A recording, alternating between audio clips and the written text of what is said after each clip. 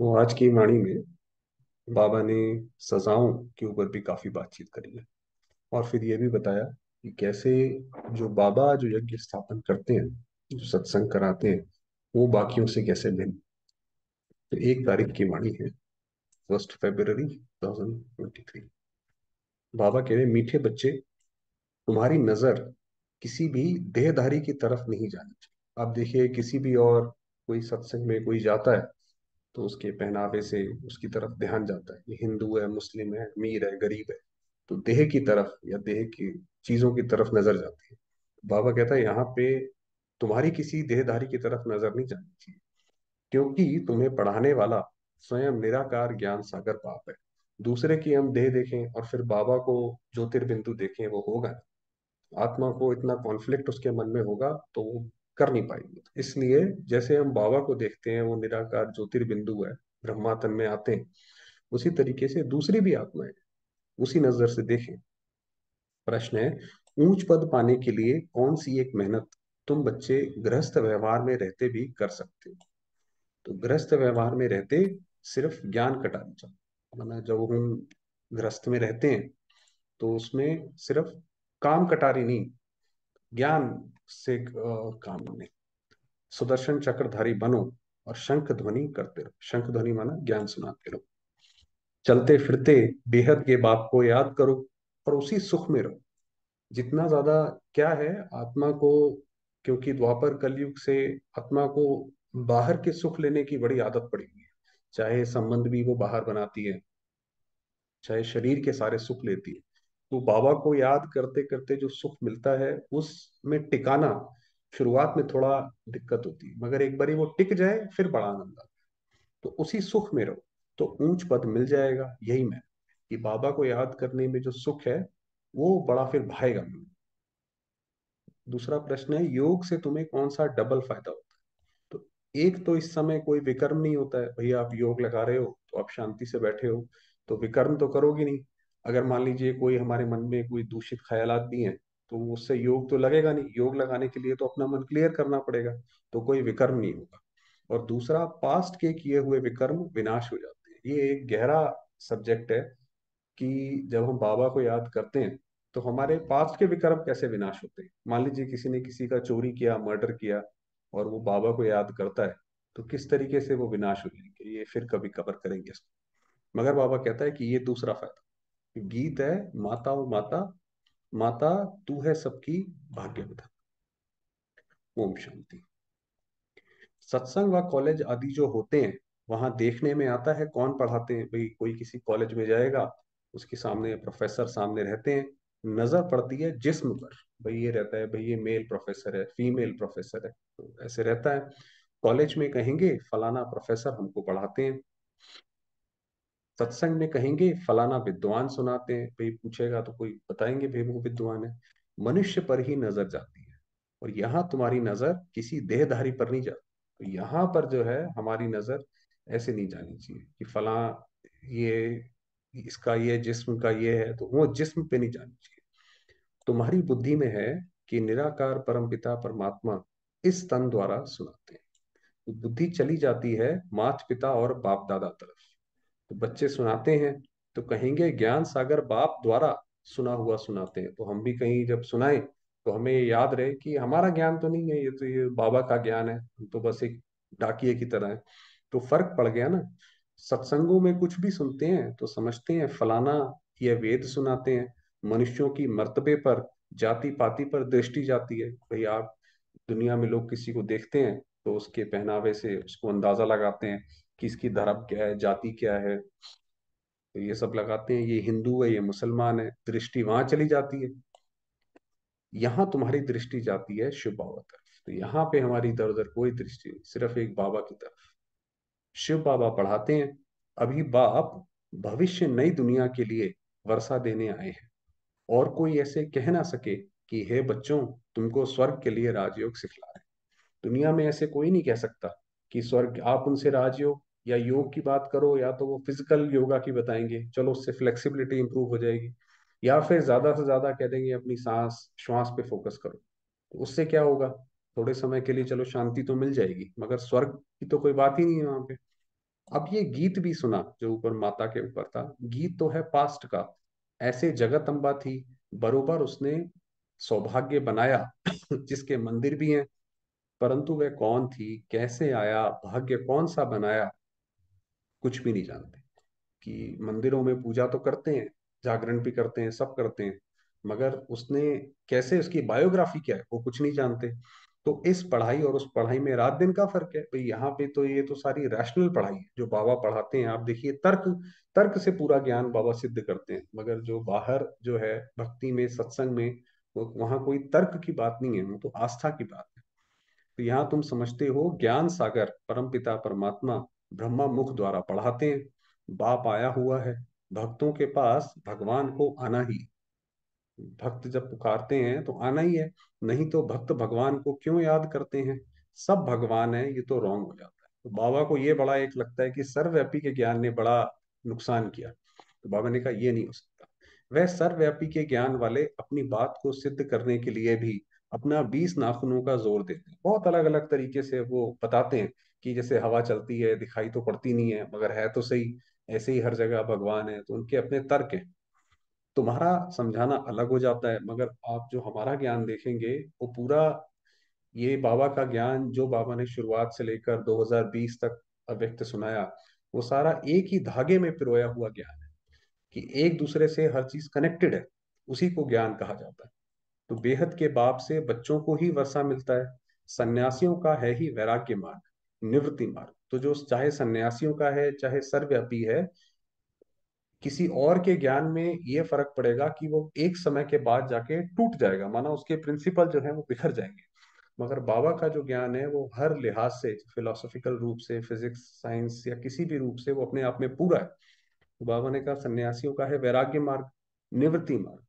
उनसे कभी भी प्रॉपर्टी का हक मिल ना सके। इस सन्यासी कोई बन गया तो इसलिए तो नहीं बनता कि इनकी प्रॉपर्टी हमें मिलेगी। वह प्रॉपर्टी चाहते ही नहीं है।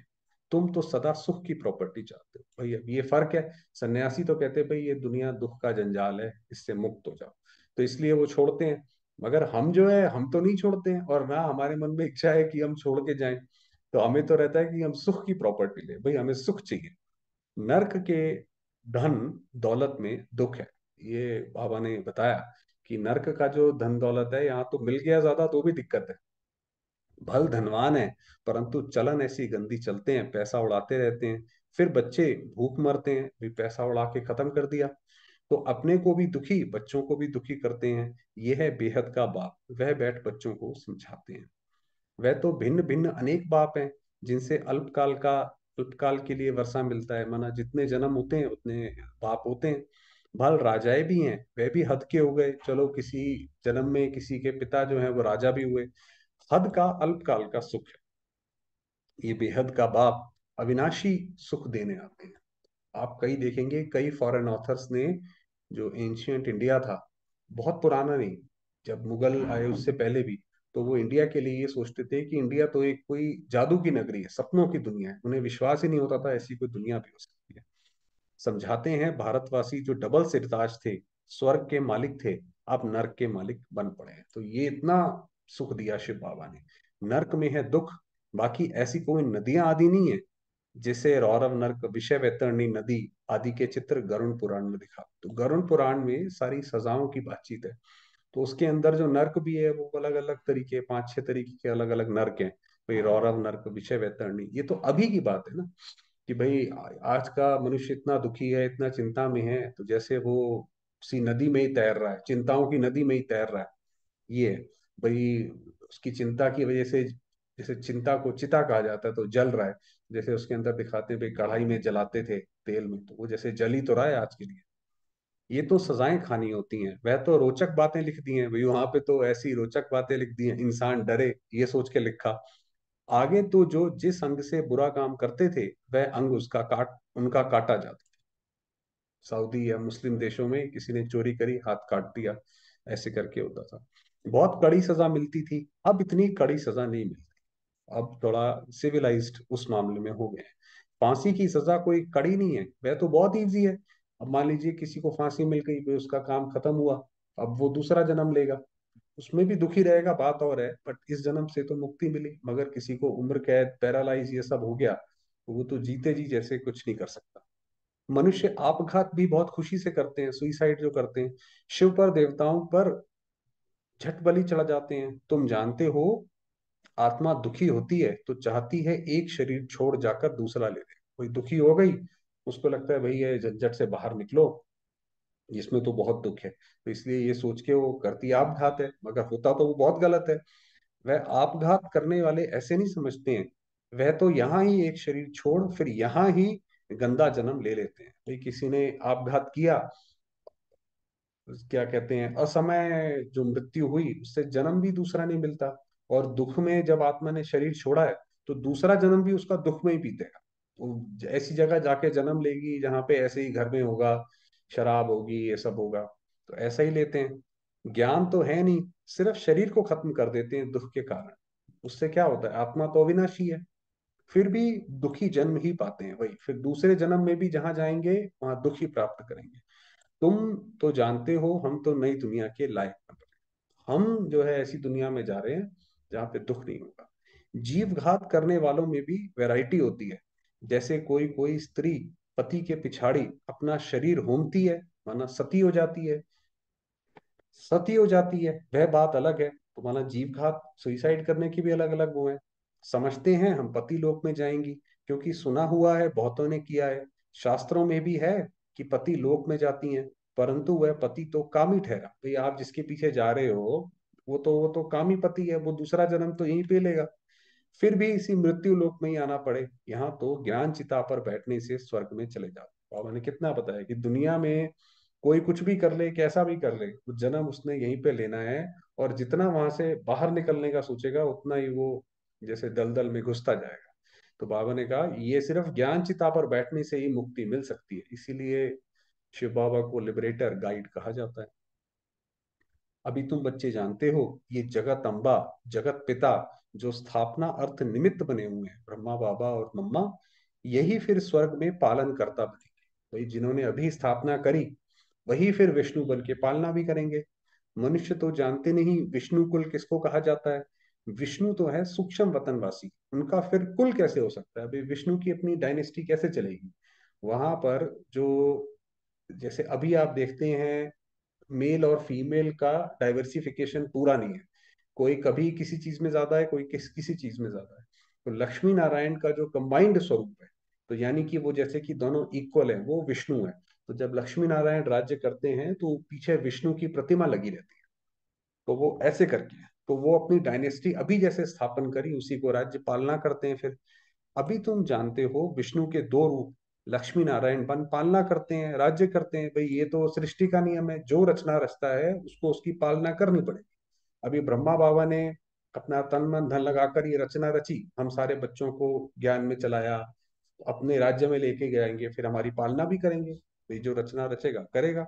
ये है ज्ञान चिता। तुम योग लगाते हो उस एक पतियों के पति से। हमारा जो योग डायरेक्ट शिव बाबा के साथ, वह है शिव बाबा।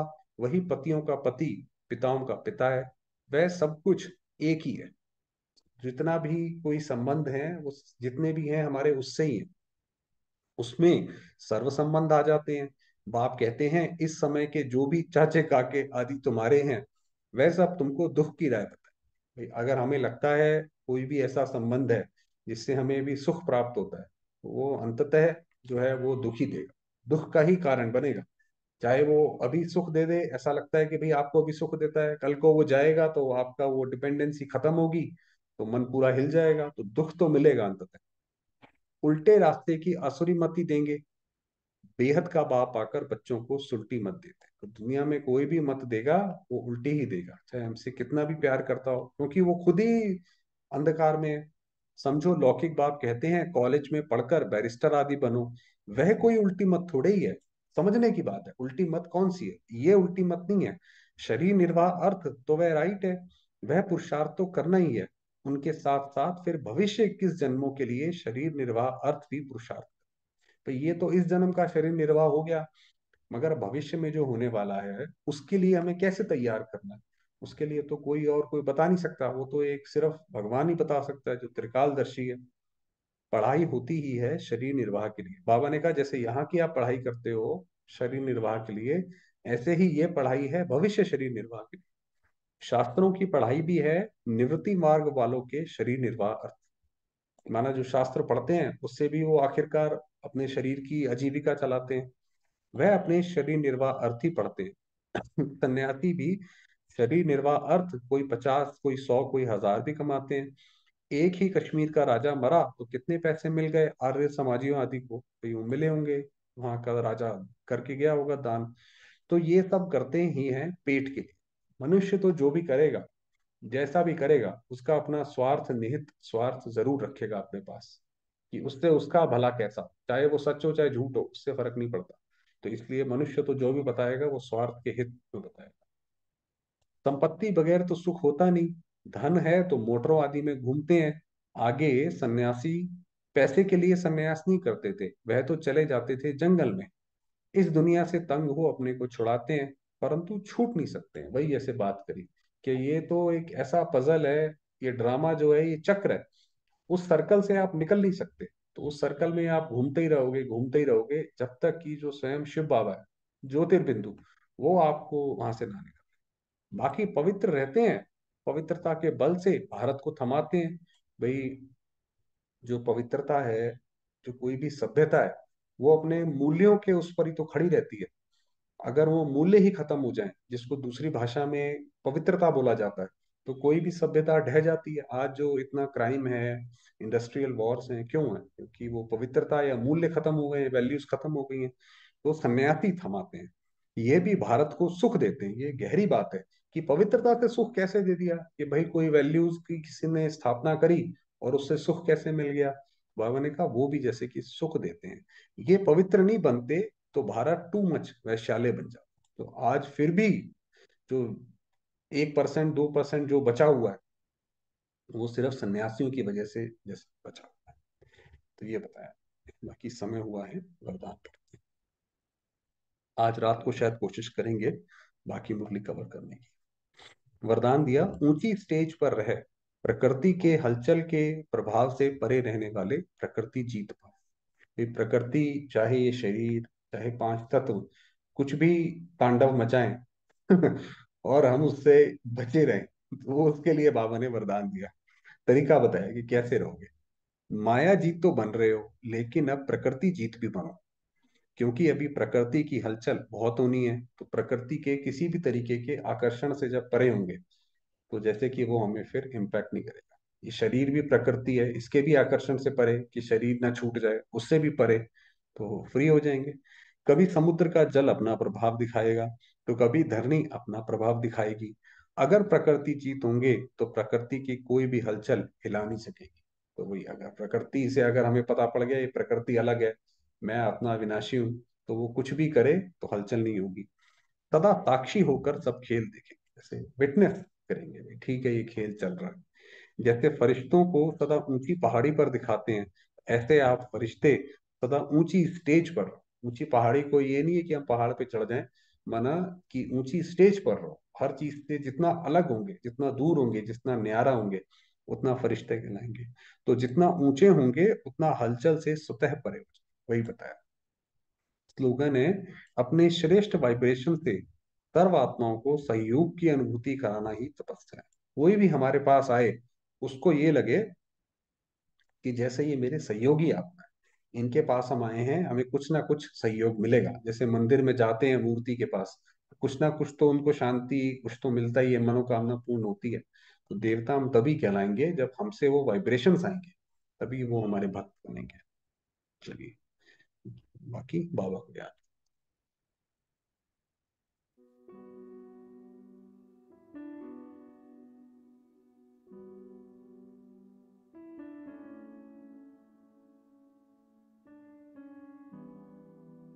मैं आत्मा,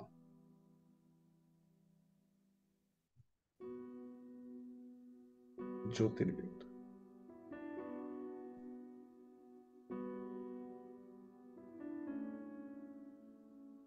पवित्रता और शांति का गोला हूं।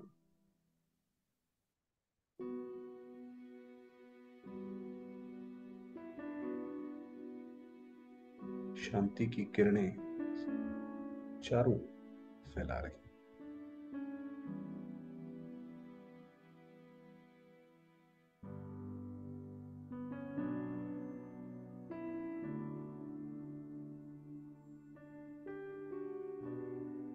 ये शरीर शांत, स्वस्थ है।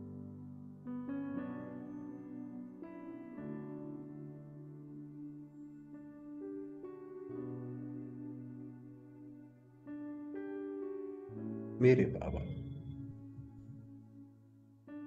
निराकार स्वयं परमात्मा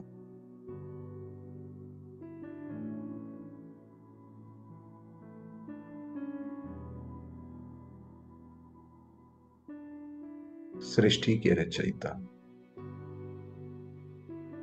गुणों के सागर,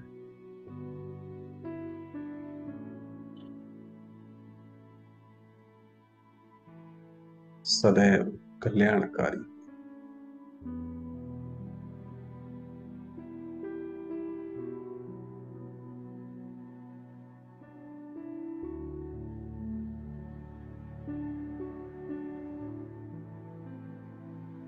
उनका प्रकाश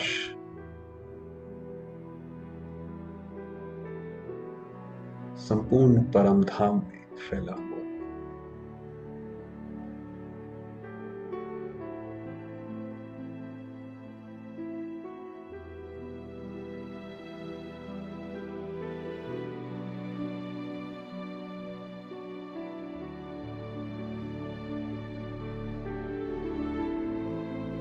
मैं आत्मा भी परम धाम में विराजमान।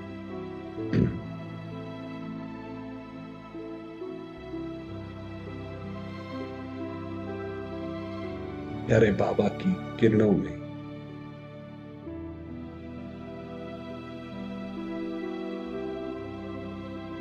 उनके स्नेह में समाई हूं।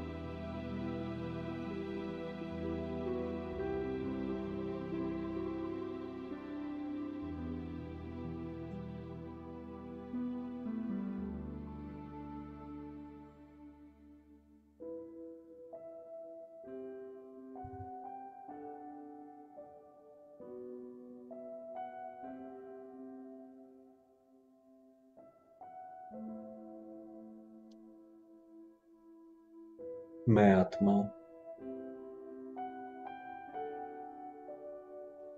इस निस्वार्थ स्नेह को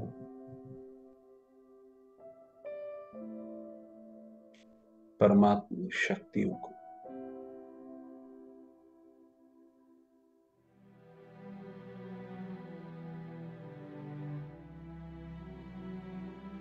स्वयं में समाती जाती।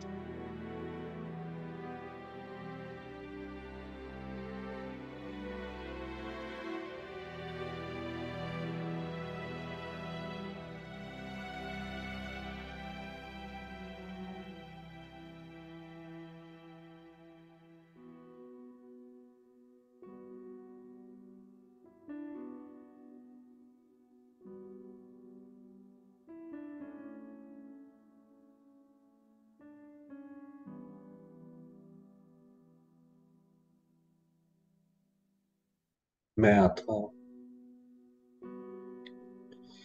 अपनी संपूर्ण अवस्था में स्थित।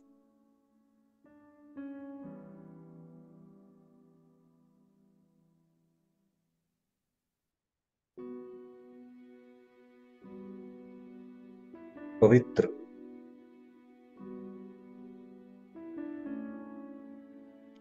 शांत,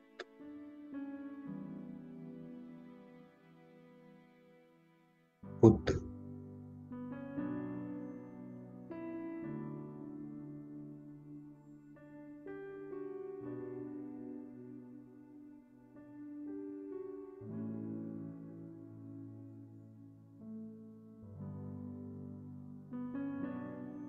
मैं आत्मा शांति का लाइट हाउस।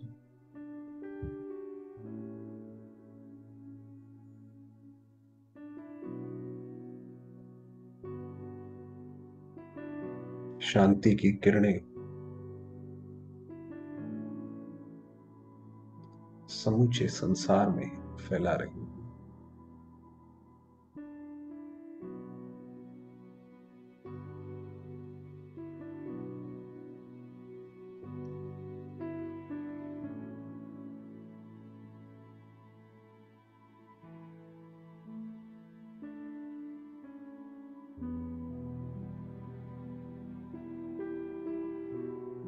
सर्वात्माएं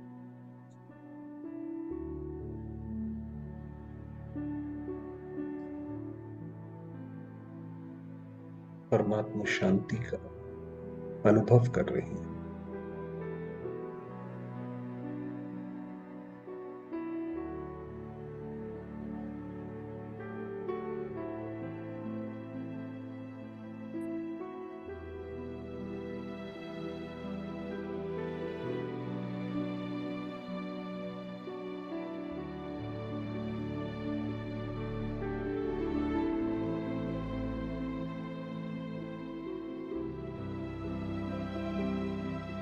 और अपने पिता की ओर, मीठे बाबा की ओर आकर्षित हो।